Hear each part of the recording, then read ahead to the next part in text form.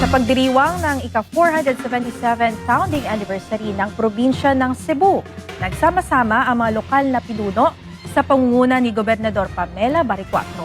Tampok sa selebrasyon ang pagbubukas ng mas pinalaking tabo sa Kapitolyo 2026 at ang nalalapit na State of the Province Address o SOPA ng Gobernador.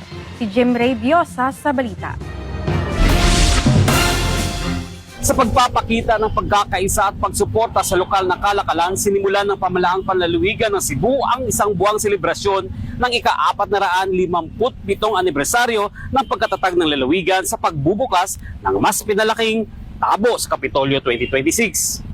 Present ang karamihan sa mga local mayors at vice mayors ng lalawigan at isang kongresista. Kabilang rin sa dumalo si Vice Governor Glenn Soco, mga board members sa sinagawang flag raising ceremony bilang hudyat ng pagbubukas ng selebrasyon ng ika-457 founding anniversary ng Cebu. Nakiisa rin ang mga regional at provincial directors ng iba't ibang national government agencies, mga department heads ng Kapitolyo, mga kinatawan ng iba't ibang sektor at iba pang panauhin.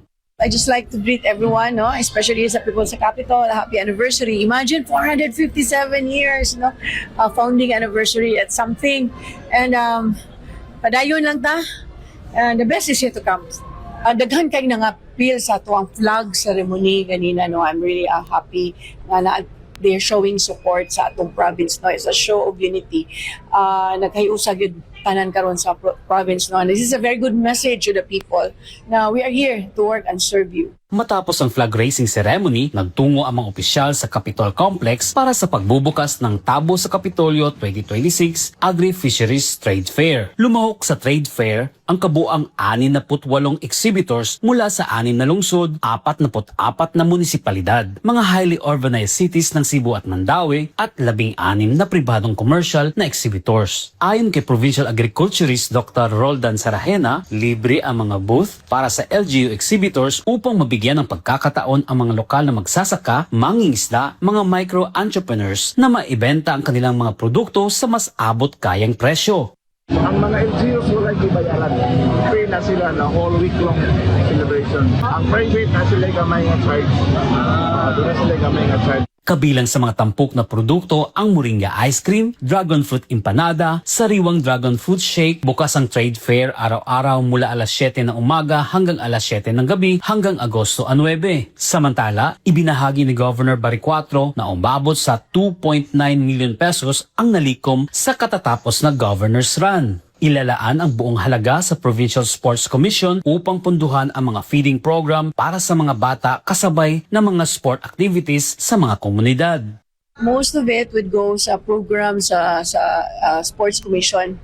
Kaya naman sila mga grassroots events, no? So, ilan ang gamiton para sa mga feeding programs nila during the time na naa sila mga activities on the ground. So, at least ang mga bata, kung na mga events na naasad sila yung mapakaon. Kabilang din sa mga nakatakdang aktibidad ang mga programang pangkultura at pananampalataya. Kabilang ang pasidungog sa pagtuo bago ang inaabangang State of the Province Address ng Gobernador. For me, personally, it's my SOPA.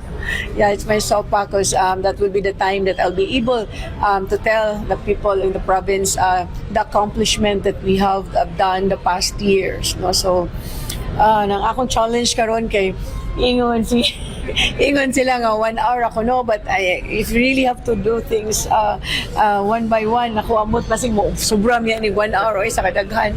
Yeah, but anyway, watch out, something to.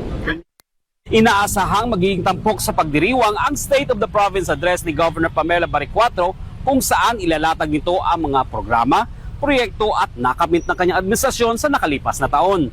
Mula dito sa Cebu, para sa Diyos at sa Pilipinas nating mahal, Jim Ray Biosa, SMNA News.